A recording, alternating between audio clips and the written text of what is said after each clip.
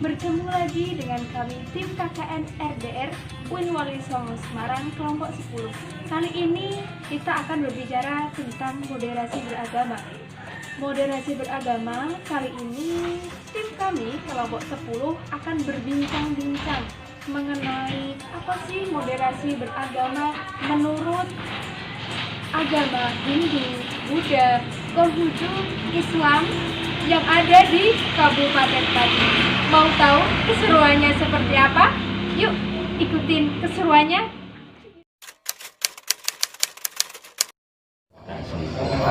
Moderasi itu dalam pemahaman umat Islam itu adalah suatu kita menjalankan agama dengan keimanan yang kuat, dengan moderat, pemikiran yang luas, bahwasanya agama itu diciptakan oleh Allah, dibawa oleh Kanjeng Nabi Muhammad SAW untuk mendamaikan semua umat manusia.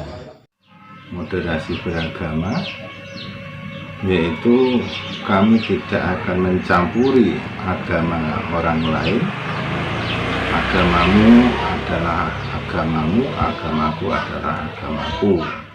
Kalau agama Buddha kita menjalankan prinsip seperti ini ya. Kita intinya itu dalam keseharian kita ditekankan dalam kehidupan kita harus mengembangkan sifatnya cinta kasih kepada semuanya, kepada semua makhluk, bahkan bukan hanya kepada manusia saja, tapi bahkan semua makhluk, bahkan kepada binatang pun, kepada apapun kita harus patut komunikasi dengan baik dan patut dikasih. Sebenarnya makhluk itu semua juga harus dikasih. Moderasi Hindu tertuang di dalam kitab suci Weda, terutama dalam ajaran yang disebut Tatwamasi. Tatwamasi artinya aku lah engkau adalah aku. Aku dan engkau adalah sama-sama ciptaan Tuhan, berasal dari Tuhan. Agama itu kan tujuannya sama, cuma caranya yang berbeda. Tujuannya kan satu, caranya melalui juga beda. Tujuannya itu satu, cuma kita dengan orang baik jadi beda permusuhan. Ben rukun pada agama Islam, terutama yang Muslim, Kristen, Katolik, ben kita rukun, beda permusuhan gitu.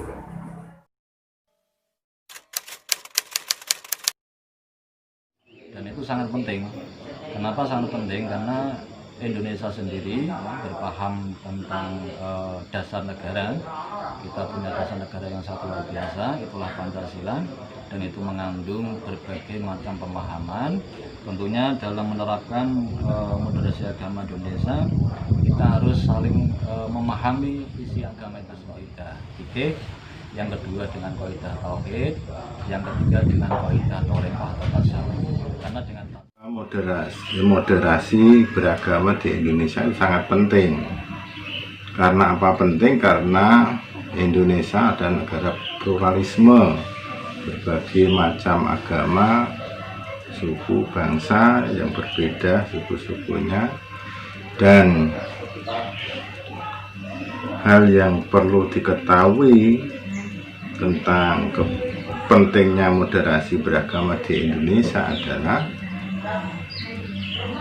Indonesia dapat menjadi utuh, Indonesia dapat membangun karena tidak menonjolkan satu agama dengan agama lain, tetapi akan bergotong royong untuk membangun Indonesia menuju Indonesia yang jaya. Karena memang agama Buddha sendiri ya itu sudah ditekankan bahwa kita itu tadi udah kami sebut diulang-ulang ya, jangan kepada orang lain ataupun beragama lain, bahkan semua makhluk itu juga kita harus bertoleransi.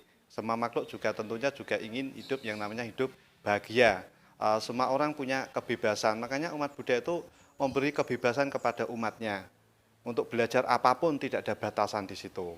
Jadi tidak ada, maksudnya itu tidak ada tekanan atau intervensi tentang kamu harus belajar ini dan itu, tidak boleh ini, tidak. Hanya ajaran Buddha itu menekankan jangan berbuat jahat, lakukan kebajikan terus menerus, sucikan hati dan pikiran. Itu adalah suatu simbol ajaran Buddha seperti itu. Mari kita bina NKRI ini. Tidak ada satupun yang mendominasi. Kalau ada orang mengatakan bahwa agamaku lah yang menyebabkan NKRI bersatu, jangan percaya. Umat di Bali, Hindu lah menyebabkan NKRI, tidak. satu komponen saja waktu NKRI berdiri tidak akan tercipta NKRI. NKRI adalah dibentuk oleh suatu kesatuan bangsa yang sadar akan bangsanya, satu nasib. Itu penting bagi saya karena juga untuk supaya masyarakat tidak saling bermusuhan, tidak timbul perpecahan antara suku atau agama. Tentunya kita harus mendekati ulama-ulama, ya, para masyayikh yang beliau benar-benar paham tentang al-dinul Islam, menerapkan tentang moderasi agama di kalangan umat Islam. Kami akan membagikan masker bukan hanya satu agama tetapi lintas agama masker itu untuk dibantukan oleh atau kepada orang-orang yang membutuhkan di sekitar ini. Itu cara menanamkan sikap moderasi beragama di era pandemi. Karena dalam ajaran agama Buddha sendiri mengajarkan begini ya, prinsip ajaran Buddha ada gini, lahir, tua, sakit, mati, seperti itu ya. Namanya adalah, ini juga dipandang sebagai musibah. Tapi sebenarnya kita juga memang tidak bisa lari dari namanya musibah itu sendiri. Namanya lahir, tua, atau sakit ya, sakit atau mati, siapapun tidak bisa menghindar dari nama sakit atau kematian. Itulah ajaran Buddha sebenarnya. Jadi memang ajaran Buddha sudah sadar betul bahwa musibah-musibah itu pasti ada. Kita semua tidak bisa terhindar dari itu. Ya untuk itu kita diajarkan untuk selalu waspada dengan adanya virus dan sebagainya. Karena waspada itu kan gini ya, kalau kita waspada seolah itu kita tidak akan pernah mati. Tapi jika kita lengah, seolah-olah kita akan mati. Seperti itu ajaran Buddha. Kita tetap, jadi dalam hidup ada gini namanya, ada namanya 4 guru deh, catur guru. Pertama guru Reko, orang tua kita, Rupako namanya. Kedua guru Wiseso, guru Wiseso adalah penguasa. Ketiga guru pengajian, guru sekolah. Dan keempat guru swadaya Tuhan.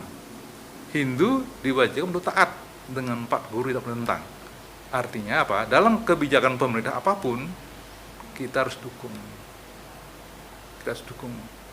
Yang jelas pemerintah dibentuk oleh dewan pemerintah yang diwakili oleh wakil rakyat. Berarti legalitas, otoritas dari presiden pemerintah harus kita akui. Tidak boleh kita menentang. Makanya jarang orang itu demo, jarang. Kenapa? Karena dia tahu ajaran guru Wiseso. COVID-19 ini begini, kita kalau di era pandemi adanya COVID yang menyebar di seluruh dunia ini, kita dengan adanya agama ini kita sering membantu dalam arti membantu sosial. Kita semua kemarin membagi sembako. Kita kan juga masih mungkin belum selesai. Kadang ada itu warga yang gimana kita bantu ke desa-desa. Tidak mandang agama, pokoknya yang perlu kita beri kita beri. Pesan saya, kita adalah suatu kesatuan bangsa yang lahir dari perjuangan 1945. Dalam area yang luas dari Sabang Merauke, kita pegang teguh proklamasi Pancasila UUD 45.